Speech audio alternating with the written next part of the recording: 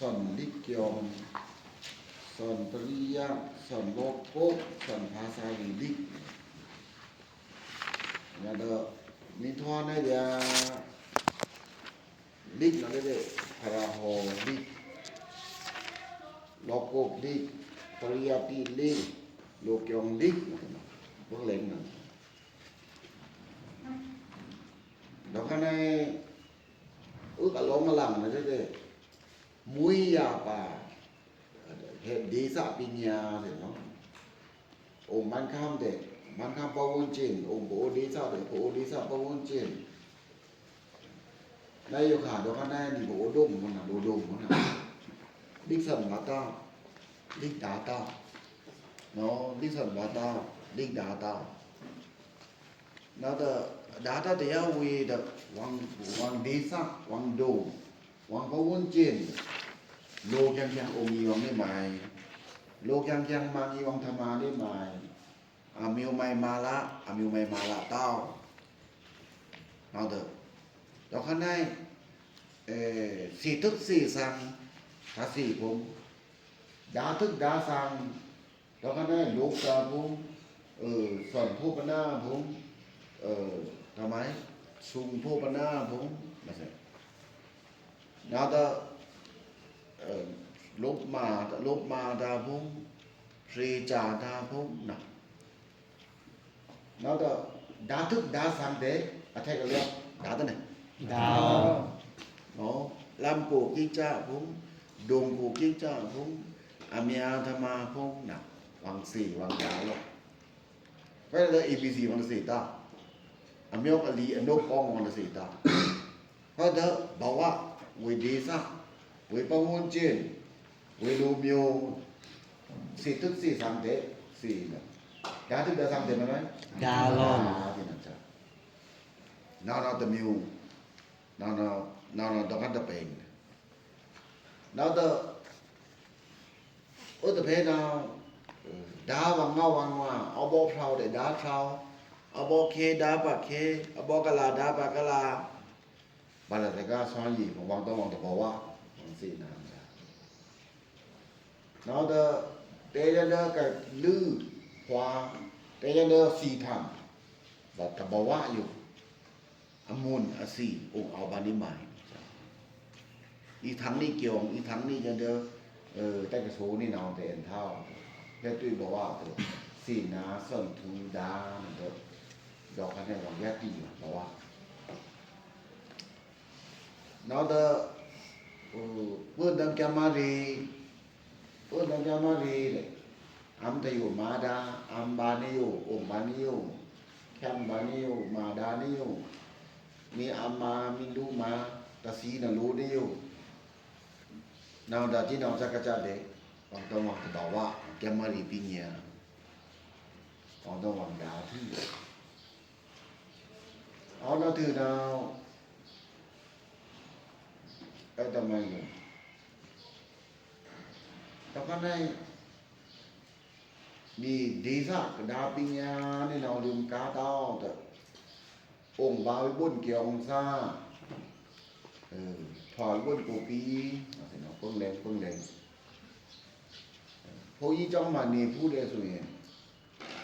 làm mình làm được cái này cái này xa đi được thành nó là đã đúng mùi bóng tiền xe sang gìมีทันยีဓမ္မနဲ့အညီဓမ္မနဲ့လက်တွေ့ဘဝနဲ့ဘယ်လိုနေမလဲဥဒရုဒဒေတာတိထိုက်တာတင်တဲ့တိယူတဲ့ဟာကဓမ္မရောအဓမ္မရောပါတယ်နော်ဒါပေမဲ့ဘုန်းကြီးเจ้าမနေဖယားရဲ့အဆုံးအမနဲ့အခြေခံပြီးတော့ထပ်ပြီးတော့တည်ယူတယ်ထပ်ပြီးတော့တည်သွားတဲ့ဟာကဓမ္မနဲ့အခြေခံတဲ့အတိနဲ့ကုသိုလ်နဲ့အခြေခံတဲ့အတိနဲ့အကုသိုလ်နဲ့အခြေခံတဲ့အတိနဲ့အဲ့လိုမျိုးအတိပညာတတ်ပညာကိုပေါင်းစပ်ပြီးတော့ဓမ္မနဲ့ပေါင်းစပ်ပြီးတော့အဲ့တော့ဘဝကိုတည်ဆောက်ကြတယ်အဲ့တော့ပရိယတိပညာရေးလို့ထင်ရတယ်ဘုန်းကြီးပညာရေးပဲထင်ရတယ်ဘာသာရေးတတ်တဲ့ပဲထင်ရတယ်ဆိုပေမဲ့ လက်တွေ့ဘဝဒီဓမ္မအဓမ္မကုသိုလ်အကုသိုလ်ကိုပေါင်းစပ်ပြီးတော့အခြေခံပြီးတော့ခွဲခြားပြီးတော့နားလေတဲ့ပညာအဲ့ဒါအင်္ဂလိပ်ခေတ်အထိဟောမြန်မာနိုင်ငံတင်ယူတဲ့ပညာလက်တွေ့ကျင့်သုံးတဲ့ပညာဟိုဘယ်လိုပြောမလဲအင်္ဂလိပ်တို့တင်ချာတို့ပထဝီတို့သမိုင်းတို့ဆိုတာကတီးတန်းတင်နေပါရမဟုတ်ဘူးအဲ့တော့အင်္ဂလိပ်ရောက်လာတဲ့အခါအင်္ဂလိပ်တွေမြန်မာနိုင်ငံအုပ်ချုပ်တဲ့အခါအင်္ဂလိပ်တွေကသူတို့ရဲ့နိုင်ငံကျင့်သုံးတဲ့ဒီလောကီပညာရဝစီလောကဝစီလောကီတာယောနော်ဒါအင်္ဂလိပ်ယောနော်တင်ချာယောပထဝီယောတမိုင်းယောနော်ဓာတုယောနော်ရူပคิดแล้วคอยแล้วดาปิญญาที่นั่นจ้านาให้แล้วคิดปิญญายานาให้โลกทัศน์ปิญญาอะไรอ๋อภายเดียวจะอะไรทางเรื่องเนาะแค่อะไรก็บุรุษอะไรเรื่องวิญญาณมาดังกว่าเลยอ๋อให้เราแค่อะไรเรื่องอะไรกันทั้งนั้น哪里都去的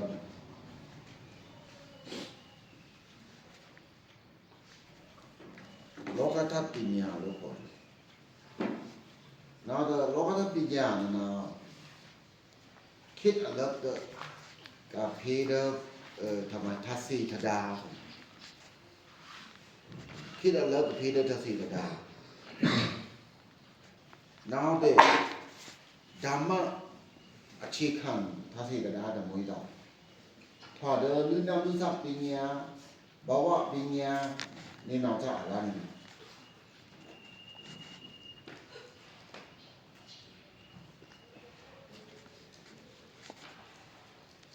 လူနာမိသပညာအရန်လူလောကဝေဒအရန်လူဓမ္မအခြေခံတပါတာနောင်စီနာမင်းတဲ့ဆက်စီရစုမာခေယနာပညာရေးကိုနဆရိုးရိုးလူဆက်စီရစုမာခေယနာနာပညာရေးနော်စံဒိုရစာနီစုတကဆက်စီရစုတော့ခနဲ့ဆက်မှုတော်လာကြီးခေဆက်မှုခေတဲ့နော်တို့ကဆက်မှုခေအော်ဆက်ပြိုးရေးခေတဲ့ဘူလာနဲ့ဆက်မှုခေစွန့်ပူလာဆက်မှုခေတဲ့လောဖနဲ့နော်จักเพเชนราพี่กับจังเลธรรมาจักยุงเพเชนราพี่กับจังเลเวธรรมาต้องเวปิญญาต้องซุ่มพี่กับละทื่อมันจะเป็นนั่นมันชายเนี่ยเนาะคิดปิญญาเนี่ยเนาะดูโบอธิปิญญาปีตะโลเนี่ยแต่พอจะเปลี่ยนตุ้มตั้มเลยสิลบตาดิโบมวยทุกพอต้องอ่ะไม่ต้องงานเราพูดตีเรื่องปิญญาတကယ်ငါတို့အတွက်တိရမယ်တာရမယ်ငါတို့အတွက်အသုံးချမယ်ဟာလားလို့တေချာတွေးကြည့်အချိန်အများကြီးပေးတယ်ပတ်စံအများကြီးထုတ်တယ်တခုခုတင်ယူတယ်တိလာတယ်တတ်လာတယ်ဒါမဲ့ကိုယ့်အတွက်ကအသုံးချသလားအဲ့ဒီအတိအတတွေကနောက်ဆုံးသူများစီအလုံးလုံးဖို့ပဲရောက်သွားသလားအဲ့ဒီအတိအတတွေနောက်ဆုံးကသူများစီအလုံးလုံးဖို့ပဲလူတွေကဘာလို့လဲလုံးတင်းသိကူးကြတယ်ဥတီကြတယ်သွားကြတယ်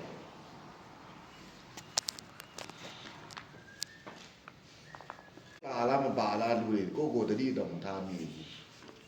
ပညာတော့ပညာပဲသူများအတွက်အလုံးလုံးဖို့ပဲစိတ်ကဟယ်လိုအာမီလာနာပညာရေးခေတ်လောကီပညာရေးခေတ်ယနေ့ခေတ်မိပရေဆိုတဲ့ခေတ်ဒီကနေ့အကောင်းဆုံးဆိုတဲ့ပညာရေးဟာလူသားတွေကကိုယ့်ရဲ့ပညာနဲ့ကိုယ့်ရဲ့ခွန်အားကိုရောင်းဖို့ပဲပြပြီးတော့စိတ်ကူးကြဒါဆိုရင်အဲ့ဒီပညာရေးဒီငါတို့တွေအတွက်ရောတကယ်ရောအတုံးချဖြစ်လာ ငါတို့တတ်တဲ့ပညာนี่မတိမတာနဲ့သူများအသေးပဲတင်ပေးနေသလားအဲ့တော့ဒီနေ့ကဘာမှာရှိတဲ့ပညာရေးပညာရှင်တွေကပြန်ပြီးတော့တပတ်လေစဉ်းစားတယ်နမယုခနော်အနော်တင်ကြလဲတခါမလုံးမေဒါခနဲ့မိုင်ဒါအချေဆိုးနော်ဖွာတဲ့ကြည့်ပေါ်လေးစားစွန်နော်ဖွာတဲ့ကြည့်ပေါ်လေးစားစွန်ပညာဒါနာတွေတယ်ဟုတ်လားပညာဒါနာတွေတယ်ဖွာတဲ့ကြည့်ပေါ်လေးစားစွန်နယုခတကိယူမมันကဝမီတော်နဲ့တော့တော်လန်ကြီးစနေနော်ယူရင်ကျန်ကြမှာခြေရာဝန်ဘုံကြံခြေရာမုံဘုံလိုရွယ်ဘုံมันကနောက်ဆုံးတော့ဖွာတဲ့နိုင်ငံရေးသမားတွေရဲ့ကျွန်းဖြစ်သွားကျင်တိုင်းကျန်နိုင်နဲเดี๋ยวมีดอนนี่นี่ข้ามมีทีนี่กากวยนี่โดมโยนี่กากวยอยู่อากากวยมวยเด้เนี่ยประมาณนี้เดี๋ยวจะฉีดตาวันนี้นายกขามาโปนโรบาเคนนี่ก็เดินสิเนี่ยแล้วแต่นี่ก็ดาปิญญานายกขามียูโยเลยเนาะโปนั่นน่ะพระธรรมสีน่ะကျွေးကြော်ကြည့်ကျွคือตาကျွคือตาကျွေးကြော်တော့တုံကျွคือတဲ့နင်းတချီနီချီကိုမြင်နာဘုံဤမွေးတယ်ပိုးလိုမျိုးဘုံမြင်နာလာဤမွေးတယ်စီလေးလာလိုမျိုးလာဆိုကဝစီတဲ့ကျွေးကြော်လိုမျိုးလေးနေအာมีဖောက်ခမ်ဖိကလာခေมีဖောက်လိုမျိုးဖိကတိုတာခေတော့ဝစီကထရီချောင်းတဲ့တွေ့ဝစီဒုံဝစီရာဝစီဖူဝစီကျွေးဝစီလိုမျိုးအမှားပြီးတော့နာလေးလာนี่นะรู้สินะว่าคุยๆนาอาจารย์ว่านี่ล่ะว่าลูทูน้ำสู่ปิญญาสอนทุกความวสิน้ำตาเมนาปิญญาทาสีจีกว่าลูมูองเอารันดูรันทั้งระดับตึงๆเดียแมงลามีตอนด้านแมงลาหรือพ่อมาลำตุ๊กเตโรวิงดูคำพันเนี่ยเคงเนี่ยต้องวสิพ่อสิกูวสิโลตันจือปูรีชักวสิปุยคริกาวสิปูรีปุยแต่เมื่อเต้าวสิพราวลงยังแข็งเดียแต่ท่าว่าส่งลำเอ้ยลำตุ๊กตอนว่าท่าดงสร้างจะเบี้ยวเพราะว่าทูไม่กันเลยทูว่าดีโยนาลูเมนาพี่ก็เอาโยลูตะทุเสพี่ก็เอาโยลูจุนที่พี่ก็เอาสิปูพี่ก็สั่นมาปิญญาสิปูพี่ก็ทางบาเกียวนี่น้องเต็มท่าอันนี้นี่บางครั้งก็ช่วยโจทย์ดิโมคราซีช่วยโจทย์ละว่าคุยนามาเลยด้วยเลยโยคานะดงเป็ดวิ่งเป็ดคำที่เป็ดอดอัตตันที่กี่มวยก็อ่อนนะเอยูจีมันสิทีนี่มาที่นี่แรงล่องโรดอัมลาบผม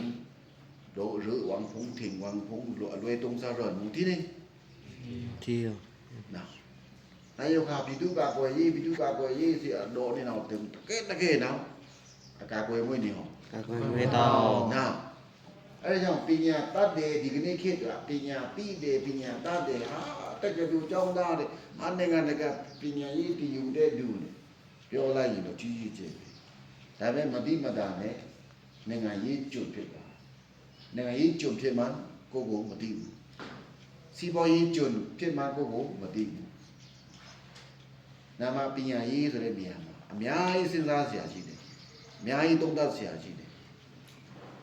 နောက်တော့ဓမ္မနဲ့အခြေခံတဲ့ပညာရေးအခုနောက်တော့မှလုပ်နေတဲ့ပညာရေးဗုဒ္ဓကိုလိပ်မှာအပေါင်းထည့်တဲ့ပညာရေး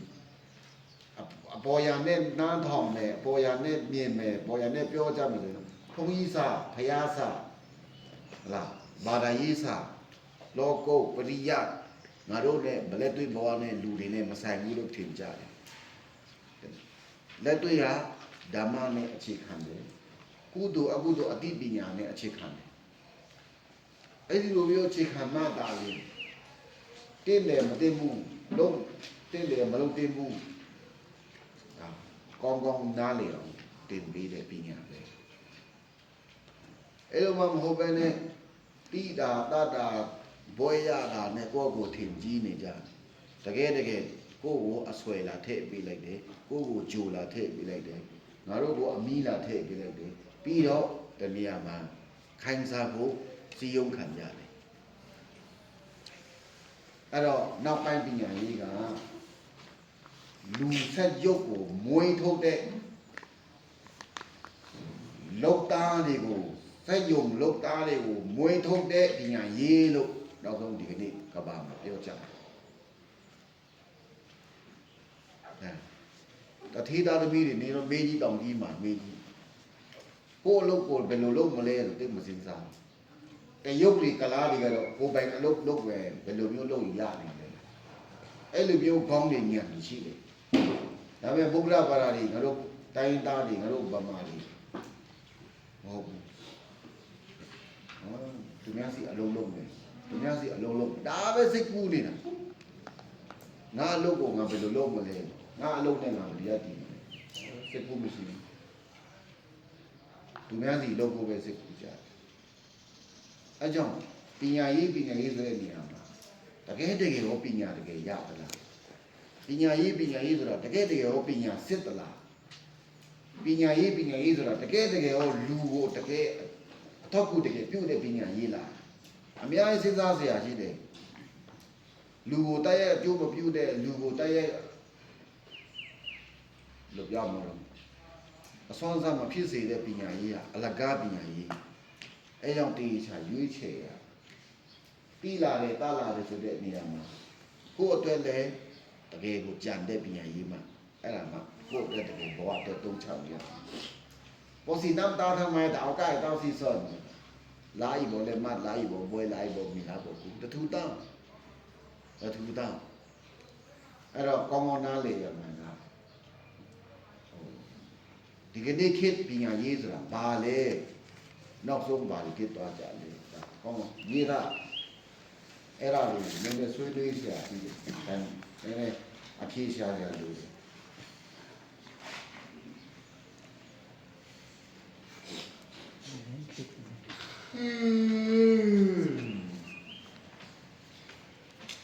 ယနေ့ခေတ်ပညာရေး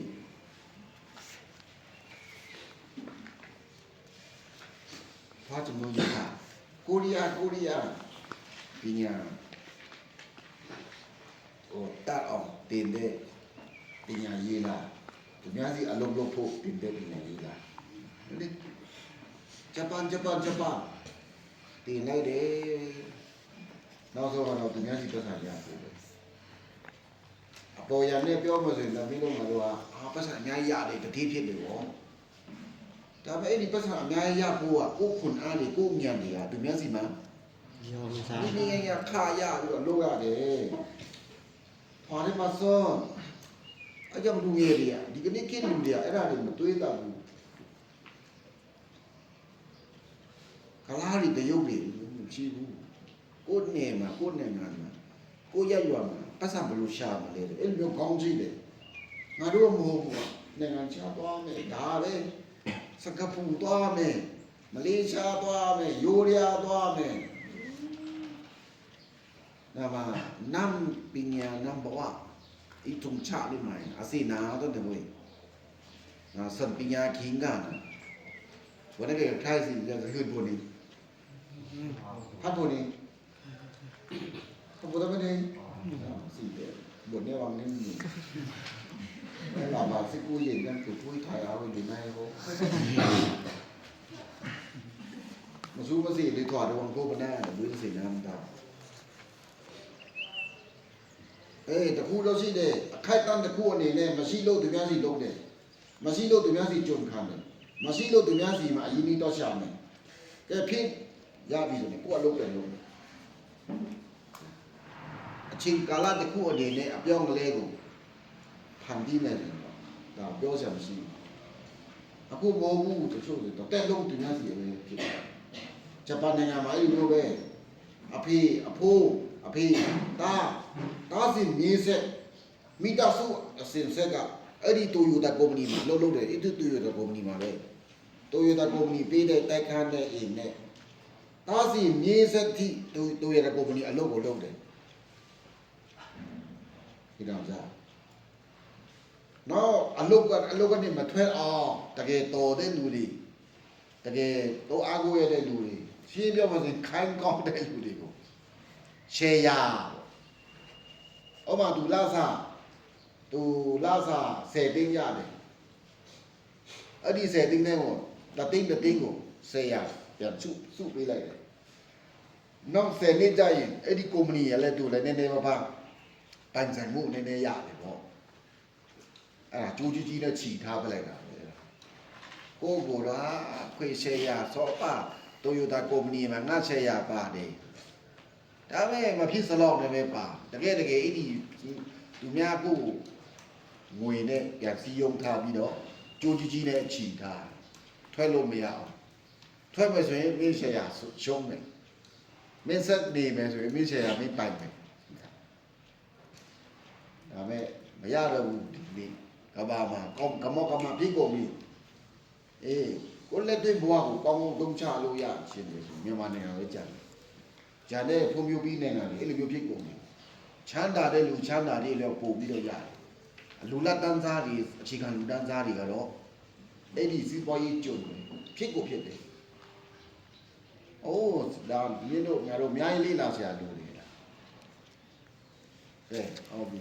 ။အဲ့တော့ကိုတင်တဲ့ပြည်ရလားဘာပြည်ရလဲဆိုနားလည်ဖို့။အဲ့ဒါခုနပြောတဲ့ဟာကဓမ္မနဲ့အခြေခံပြီးတော့ဒီရလာတဲ့အသိပညာကိုဘဝကိုတုံးချတတ်အောင်တင်တဲ့ပညာဒါတခုခေတ်ပညာတင်ယူရင်လိုက်စားရင်မတိပဒါနဲ့သူများရဲ့ကြီးကျုံဖြစ်သွားတဲ့ပညာလည်းတခုနောက်တစ်မျိုးကပို့ပြီးတော့တိတာကအခုမင်းတို့ငါတို့စိတ်ဝင်စားနေတဲ့အောင်စကြအလို့ဒါအောင်စကြမကောင်းဘူးလို့ငါပြောတာမဟုတ်နားလေလွယ်အောင်ပြောပြဥပမာမင်းတို့ငါတို့အောင်စကြတက်တယ်တင်ပေးလိုက်တယ်ပြီးတော့ဆေးရုံမှာအလုပ်လုပ်ဖို့တင်ပေးလိုက်တယ်အဲ့ဒီတင်လာဟာတွေကကိုရမှာကိုဘဝကိုအသက်မွေးဖို့လည်းမရဘူးဆေးရုံမှာအလုပ်လုပ်တတ်ဖို့တင်ပေးထားတယ်ဒါဆိုရင်အဲ့ဒီတင်တဲ့ပညာဒီအလုပ်လုပ်တတ်ဖို့ဆေးရုံမှာအလုပ်လုပ်တတ်ဖို့တင်ပေးတာပဲဆေးရုံမှာဒါဆိုရင်တင်တယ်ပြီးအလုပ်လုပ်တယ်တတ်တယ်ပြီးသူများအလုပ်လုပ်တယ်တင်တယ်တတ်တယ်နောက်သူများခိုင်းတာလုပ်တယ်နာထမ်းချာလေးထမ်းချာပေါ့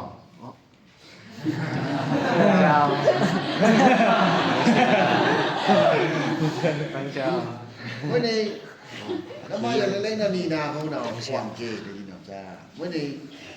ဒီဖီယူတောင်းနေတော့တဲ့ဓမ္မဒီလိုပေးဖို့နော်ဆွန်จำมหานิกรีจังแล้วทำไมอาถรรพ์เนาะตะชิอุไปโลกาหิตะซะโลกาหิตะบุญอันจ้าลิชุดมีราส่วนปราอันสั่นส่วนนั้นเด้อตะพระตะชิงอาศีเรียบร้อยโลกเนี่ยสิกษัตริย์ปิญญาทำอยู่ตะบ้ามาสิตะลาคริงตาสิลาคริงปิญญาอมกูน้องเปาอันนี้ส่งตาเด็กคือเดียเมื่อนี้เราจะชี้ไปเลยสีสนีอะไรเดียเราเนี่ยเท่าเด็กสนีอะไรเดียไม่ต้องสีต้องสีหนาแต่ไรมาคุยหรอเลยแต่มาทานตัวนี้ขานี่นอกะโอ้บอมีหุ่นบางทีเนี่ยท้องตันกระดานว่าเดินสีมีทอดแจ้งทีปัจจุบันพาสีตะทีตะเดียนักเวรนักทีตะนี้พาnow the มีสองคันนี้พาท่านรถเด็กพี่กระถางมีสมนี้เนี่ยมีถือน้ำพี่กระถางเดี๋ยวนี้น้ำเป็นธรรมะไม่มาเงี้ยที่เราจงที่จะรู้ในรถเนี่ยအဲ့တော့နောက်တစ်ခုသူများစီအလုံးလုံးဖို့တဲ့အတုံးချလို့ရအောင်ပေးတဲ့ပညာကြီးတစ်ခုတိတစ်ခုတတ်တစ်ခုကျွမ်းကျင်ဒါပဲသင်ပေးတယ်တမျိုးတိတမျိုးတတ်တမျိုးကျွမ်းကျင်ဒါပဲသင်ပေးတယ်ဥမာဆက်ယုံကြီးတွေမှာ နော်ဟိုဆက်ချုပ်တဲ့လူတွေဆိုပါတော့အင်ကြီးတစ်ထည်ချုပ်တာတော့မှလူတယောက်တစ်ထည်အပြည့်လို့မဟုတ်ဘူးဒီတယောက်ကဒီအင်ကြီးလက်မောင်းနာချုပ်တယ်ဆိုသူလက်မောင်းပဲချုပ်တယ်မင်းလက်မောင်းနာချုပ်တယ်နောက်လေဘင်းချုပ်တဲ့လူကတယောက်နော်လေဘင်းနာချုပ်တဲ့လူကတယောက်လေဘင်းနာပဲချုပ်တတ်တယ်နောက်တစ်ထည်လုံးစစ်တဲ့လူဆိုရင်အဲ့ဒီတစ်ထည်လုံးစစ်တာပဲတတ်တယ်အချုပ်မတတ်ဘူးကျေတီးတတ်တဲ့လူဆိုလည်းပဲအဲ့ဒီတယောက်ပဲကျေတီးပဲတလုံးပဲလို့ကျေတီးပဲဂျာတဲ့လူလုံးရဘူးအဲ့ဒီတစ်ထည်မှာလူ10ယောက်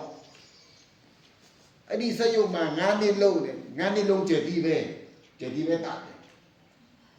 အဲ့ကြောင့်စီးပွားရေးသမားတွေတအားညစ်ပတ်တယ်လူချင်းပုံမှာဘယ်လိုမျိုးဖိနှပ်မလဲဘယ်လိုမျိုးဆွဲတတ်မလဲဘယ်လိုမျိုးပေးမလဲဘယ်လိုမျိုးခိုင်းမလဲထွက်လို့မရအောင်ငါတို့ဘယ်လိုမျိုးလုပ်မလဲအများကြီးကဘာမှာစီးပွားရေးလဲစီးပွားရေးသမားအလျောက်နိုင်ငံရေးလဲနိုင်ငံရေးသမားအလျောက်အများကြီးအဲ့တော့တီးတယ်တတ်တယ်ဆိုပေမဲ့သူများနှာခေါင်းနဲ့အသက်ချူရတယ်သူများအလုပ်ပေးမှအလုပ်ရတယ်သူများပတ်စံပေးမှသမင်းစားရတယ်အဲ့ဒါတီးတယ်တတ်တယ်လည်းပဲတခုဂျာနာဘာညာတီးတယ်စီပေါ်ရေးဘာမသိလူမှုရေးလည်းဘာမသိနိုင်ငံရေးလည်းဘာမသိနောက်ဆုံးလုံးဝခွေးနဲ့နွားနဲ့ကြွက်နဲ့ကြောင်နဲ့စင်နဲ့ဟုတ်လားကြက်နဲ့အကောင်ဘလောင်နဲ့ခက်စစ်ပါပဲလူကတာကြီးလူလို့ပြောတာအဲ့တော့ညံဒီရောနော်စိတ်နေစိတ်သားတွေရောလူများဘာမှမသိတော့နောက်ဆုံးကလူဆက်ရုပ်ဖြစ်သွားတယ်ခုကဘာမှာအများစုစင်ကဲကိုနော်လူကြီးမမေတော့ဘဲနဲ့လူဆက်ရုပ်ကိုသဘောထားပြီးတော့လူတွေကိုတုံးချနေတဲ့ပညာရေးတဲ့အများကြီးတယ်တဲ့လူတွေကိုဘာဖြစ်တော့တုံးချတယ်လူဆက်ရုပ်ဖြစ်အောင်တုံးချပညာရေးတဲ့အဲ့ဒါမျိုးတေချာလေးလား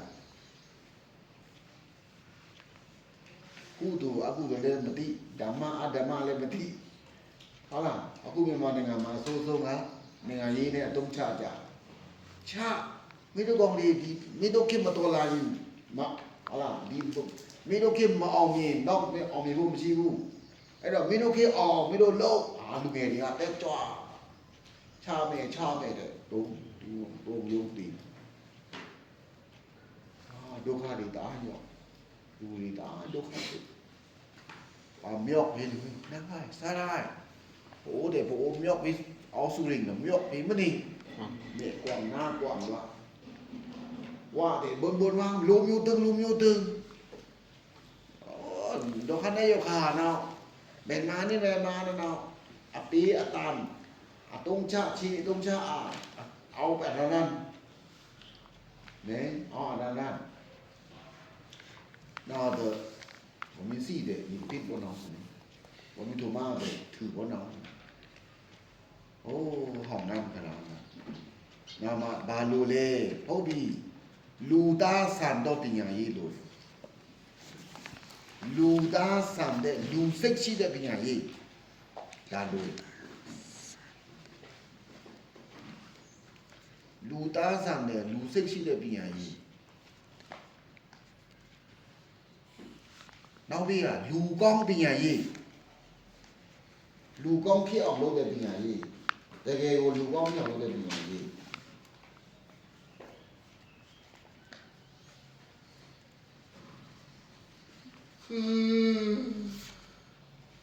လူကောင်းတဲ့ပညာရေး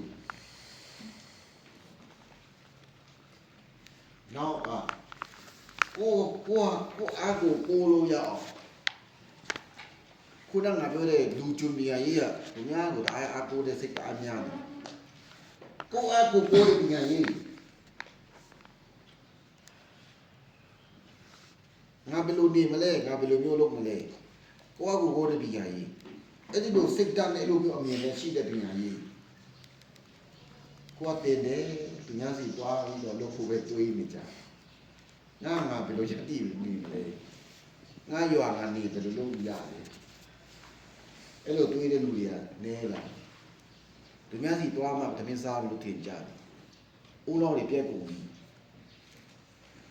အိုးငါမကြတာလိုရခါမိတော့တော့နားပြတယ်အိုးနာကျတဲ့ချစ်ပညာတာတကယ်ဘောထွားတဲ့ကိုနဲ့ဆိုစစ်ทำไมအထီးစုတင်တာလူသားဆန်တဲ့ပညာကြီးနော်ဘာလို့ လူကောင်းဖြစ်အောင်လုပ်တဲ့ပညာရေးကိုအားကိုကိုတဲ့ပညာရေး ဟုတ်ပြီကိုအားကိုတဲ့ပညာကြီးရပြီဆိုရင်လေဟုတ်ပြီအဲ့လိုတခုတီးတခုတတ်နဲ့မရဘူးကိုနဲ့ဖြစ်အောင်ဆိုရင်တခုတီးတခုတတ်နဲ့မရဘူးကိုရီးယားဂျပန်စင်ကာပူတရုတ်စေဝါတွန်းကြီးအင်ဂျင်နီယာအဲ့ဒီတခုနဲ့မရဘူးနော်အဲ့ဒါမရဘူးအဲ့ဒီတခုပဲတိတတ်တခုတိတတ်တာကိုခိုင်ကောင်းအောင်စိတ်ယုံကထုတ်တဲ့ပညာရေးနဲ့လုပ်လာခဲ့တဲ့ပညာရေးတော့ထားလိုက်တော့အဲ့ဒီတခုပဲတိတခုပဲတတ်တဲ့လူတွေနောက်ဆုံးဘာဖြစ်လဲအလဲစားခံကြ။ဥမာဆရာဝန်သူစေဝါအကြောင်းမဲ့တီးစေဝါအကြောင်းမဲ့သူကကျွမ်းကျင်ဆိုရမယ်လူမှုရေးမတိတဲ့ဆရာဝန်တွေအများကြီးနိုင်ငံရေးမတိတဲ့ဆရာဝန်တွေအများနိုင်ငံရေးလူရေးမတိတော့ဒီများလဲစားတာတိလားကဲနောက်ဆုံးငါတို့ဖုန်ကြီးမင်းတို့အပငါအပကိုယ့်ကိုဖုန်ကြီးတခုပဲတင်တခုပဲနေကောင်းကောင်းအထုတ်မယ်ဆိုရင်မအထုတ်နိုင်ကောင်းကောင်းပတိစိတ်ဗလားမစိတ်နိုင်စာမင်းများကြည့်ဗလားလည်းမကြည့်နိုင်နောက်ဆုံးပြီးတော့ပပနဲ့ပပြည့်နဲ့ဖုံစော့ဂိမ်းစော့ချင်းခတ်ဘလုံးကန်နောက်ဆုံးတော့ဒီလိုပဲတင်ငါဝတ်နဲ့အသက်ကြီးလာလူမှုရေးလည်းမလေးလာနိုင်ငံရေးလည်းမလေးလာလူမှုရေးလည်းမတိနိုင်ငံရေးလည်းမတိနောက်ဆုံးပါပဲဖုန်ကြီးအားကြီးနောက်ဆုံးကဘာလဲမသိဘာလဲမတတ်နောက်ဆုံးဘာလဲနားမလဲနောက်ဆုံးတော့ဘုန်းကြီးတွေတိုင်ပြီးလုံးမရဘုန်းကြီးတွေဥဆောင်မတတ်နောက်တော့ကဲဘုန်းကြီးပညာနဲ့ပတ်သက်ကောင်းကောင်းတင်ကောင်းကောင်းရကောင်းကောင်းလုပ်ထားဘုန်းကြီးတို့ပြည်ပြည်တတဘုန်းကြီးဘဝနဲ့နေမယ်ဆိုလဲနေဘုန်းကြီးပြည်ပြည်တလည်းနေလားနေခင်းမှာပြောမျိုးအင်ကြီးဘဝနဲ့နေခင်းကိုအင်ကြီးဘဝနဲ့စီကာပဲချေမိရကိုကာပဲချေမဲကာတကာမှပြီးမကြီးဘုံမတော်ပြီးတယ်ဘာလဲကိုယ်ကညာလည်းခါနာစီတော့စကံပုံတမ်းချေငါလူတဲ့နောက်တနည်းထွားတယ်လည်းစီတို့ကျတယ်ကပုံတမ်းချေထွားနောက်ရဲ့စပင်းတော့တောင်းတယ်တကပုံတမ်းချေလူမတို့ကြောင်ကခုန်ထိုင်ဘယ်ဒီစတော့ပေးမှာတမန်องค์เอาเรเดเนาะซาเดนะองค์เอาเรเดนะลูกยองปุ้งจังเดองค์นั้นสิลูกยองอ่ะองค์มาตะลูกยองปุ้งจังเนี่ยถูกต้อง เอาองค์นั้นสิยองลูกยองปุ้งจังเดต้องตะองค์ตาองค์นั้นสิยองเดลูกยองปุ้งจังเดต้องตะดาเตตาองค์นั้นสิยองเดลูกยองปุ้งจังต้องตะสอนตายืนเจนเนาะနောက်တော့ကဲနောက်တဲ့လူမှုတွေဘုံနိုင်ငံတွေဘုံကဆုံးလေးရပါနေ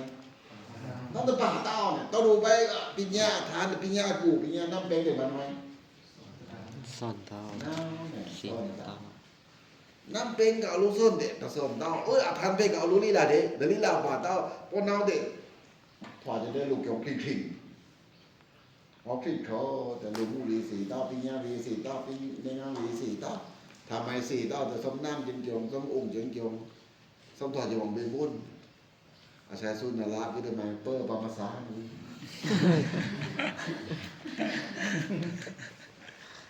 เราจะเดินมาตาซอกพรมยี่ในตอนนี้เราจะเขาไม่ถอดเต้าเด็กพงยี่วัดเด็กพงยี่หน่อยปีดีปีเนี่ยดำมากดิเนี่ยพระเนี่ยลีลาเนี่ยตีอ่านดูเท่าแม่จะนอกมา ဘယ်တော့မှမသေးချဘူးတနေ့နေ့တနေ့လေးလာတာပြီးနေတာနနေ့နေ့နနေ့တည်းနာလေးလာတာပြီးနေတာဒီစိနာစီပြီးကြံလေစိခါဩလို့ကြောင်းလို့မနီယောတယ်ဘုရှမ်းလို့မနီယောတယ်ဘုကြံလို့မနီယောတယ်ဓမ္မမနီယောတယ်ဥတဖဲတော့တဲ့နေငါရီနီယောတယ်လူမှုရီနီယောတယ်ဒီပေါ်ရီနီယောတယ်သောနာပါလေးလာပါကျမ်းမာရေးတဲ့စေနာပညာရေးတဲ့စေနာလူမှုရေးတဲ့စေနာကြီးပေါ်ရေးတဲ့စေနာနေရာရေးတဲ့ပေါ်စေနာစီဖားစားရေးတဲ့စေနာဘက်ဆုံးနားလေတဲ့ပညာရေးရေဘုသူဘုဒ္ဓပညာရေးလည်းမရဘူးဘက်ဆုံး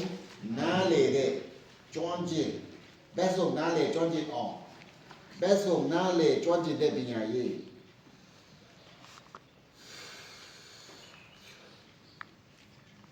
လို့ရုပ်ပဲကတော့လည်းငောင်းရုပ်စီပီတဲ့နဲ့ရုပ်မတတဲ့ဝါချာတကယ်ထွားမတန်မိုင်းမင်းသေးနံတဲ့ထီရဘုဒ္ဓကောလိကြောင့်တမ်းများခေရုပ်ပဲထွားတဲ့ကြောင့်ထွားတဲ့ဘေဘီနဲ့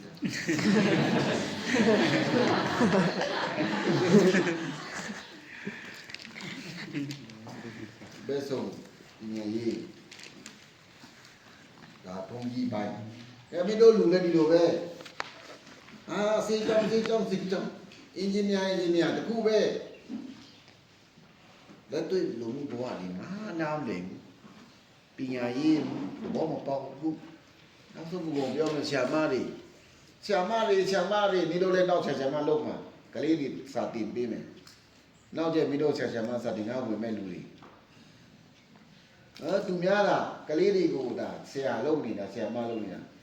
ဒါပေမဲ့ပညာရေးအကြောင်းမှမသိဘူးပညာရေးအကြောင်းနားမလည်ဘူး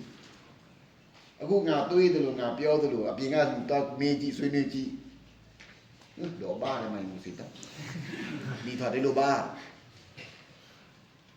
နာအောင်မငါစပညာရေးတယ်ပညာရေးခရာစိနာနေစနာတော့နဲ့ယောဂါတော့စီအောက်ဆက်ကစုယောနော်စပညာရေးနေတော့ခွေကတော့ငောင်းလေးကိုကြားနော်စီနာထုံးမဲ့ထုံးဘယ်နဲ့ရခိုင်လုံးနားလေတော့60ကလုံးနားလေလားနားလဲလောကိုပေးဖို့နားလေခမိုင်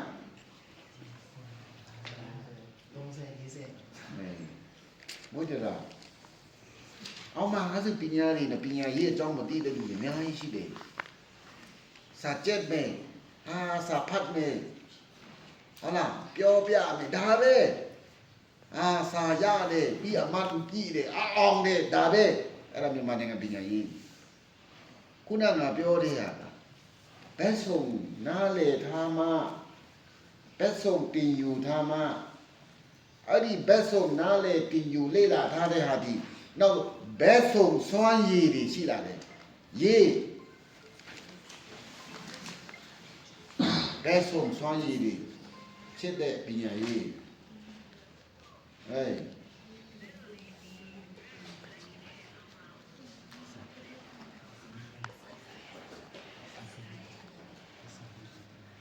်လိုတော့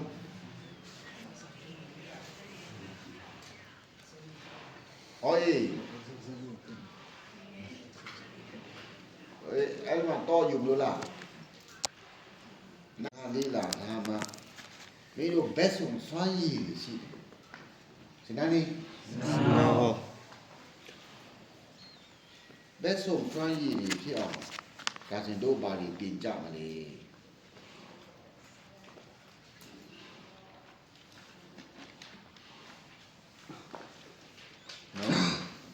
အဲ့ဒီဘက်ဆုံးကျွမ်းကျင်တဲ့လူဖြစ်အောင်ဘက်ဆုံးနားလေတဲ့လူဖြစ်အောင်မင်းတို့ဘာတွေတင်ကြမလဲဘယ်လိုတင်ကြမလဲ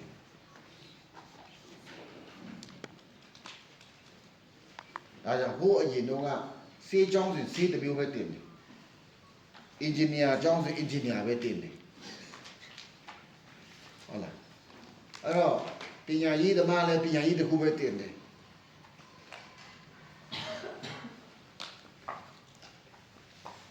အဲ့ရောက်တစ်ခုတင်အဲ့ဒါနဲ့ပဲတကဘာလုံးသွားနေကြတယ်တဲ့အဲ့ဒါမဖြစ်သေးဘူးပေါ့နော်အဲ့ဒါလူတွေတက်မဖြစ်သေးဘူးတဲ့ဘယ်ဆုံးနားလဲဘယ်ဆုံးကြွကျင်တဲ့လူဖြစ်အောင်တို့ပညာပညာရေးမူဝါဒတွေ ပညာရေးသဘောတရားတွေပညာရေးစနစ်တွေပြောင်းလဲမှရမယ်ပေါ့ဒီစနစ်တွေပညာရေးသဘောတရားတွေပညာရေးရဲ့အနစ်တနာတွေပြန်ပြီးတော့ပြောင်းသွားပါတုံးတတ်တင်တယ်တဲ့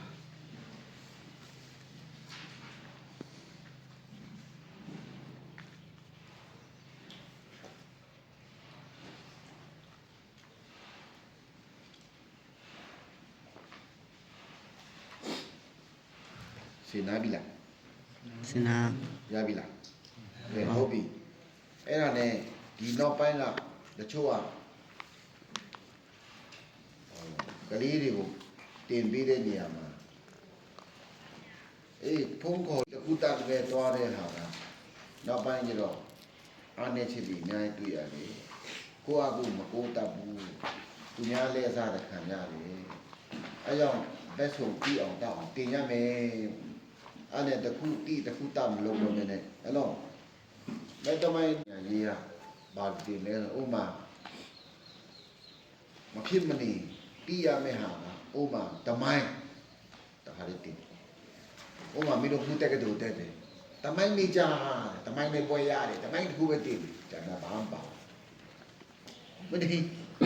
ပထဝီတင်တယ်ပထဝီမိကြတစ်ခုပဲတင်တယ်ကျန်တဲ့ဘာပါတော့ဆက်ဆံရေးတို့နော်လုပ်ငန်းစီမံခန့်ခွဲတာတို့ပါလားမြန်မာစာတဲ့စာပဲဖတ်အရှိတိုင်းတော့ပါအစိုးကမင်းတို့တင်တယ်အခုအများဒါပထဝီများမှာပထဝီလက်ထောင်တင်တော့ပထဝီလက်တွေ့ဟာပထဝီအလုံးလုံးရတာလုံးရဘူးနာအဲ့မြန်မာနိုင်ငံအလွဲတယ်မြန်မာမဟုတ်တကဘာလုံးလွဲတယ်မြန်မာစာတင်တဲ့လူလက်ထောင်မြန်မာစာဟောမှာမြန်မာစာမင်းမြန်မာစာပတ်သက်ပြီးတော့မြန်မာစာနဲ့ပတ်သက်ပြီးတော့ဘယ်မှာအတုံးချ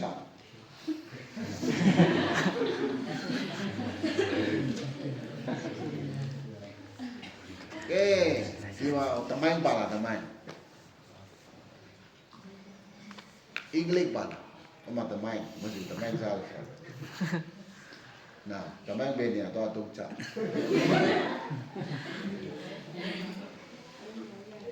နော်အများကြီးပညာတာတင်နေရတာပညာရေးဘာမှမသိဘူးဆရာမတွေပို့ဆိုးလာကျူရှင်းပေးတလားတော့တောင်းနာလို့မတတ်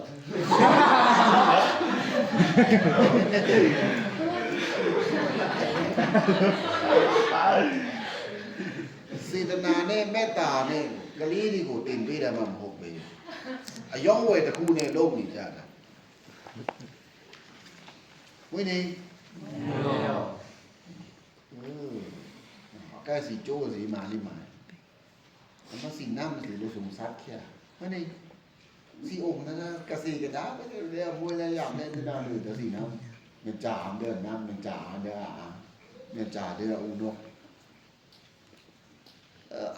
đang chơi gì hết